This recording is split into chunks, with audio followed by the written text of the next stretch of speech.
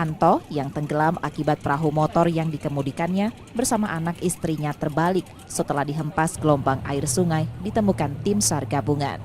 Korban ditemukan 2 hari setelah pencarian di 800 meter dari lokasi awal perahu korban terbalik. Peristiwa terjadi saat korban serta anak dan istrinya akan mengantarkan makan siang untuk orang yang bekerja di sawah menggunakan getek. Pada hari Minggu 25 Februari 2024 lalu, saat di perairan Sungai Sugihan, Desa Nusantara, Kecamatan Muara Sugihan, Kabupaten Banyuasin, Sumatera Selatan, cuaca hujan disertai angin kencang yang membuat perahu terbalik.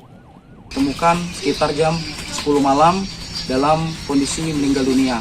Selanjutnya kami mengevakuasi korban menuju rumah duka guna dilaksanakannya pemakaman. Untuk kendala sendiri yang pasti cuaca, yang kedua arus sungai karena cuaca di sini juga sedang hujan lebat seperti itu.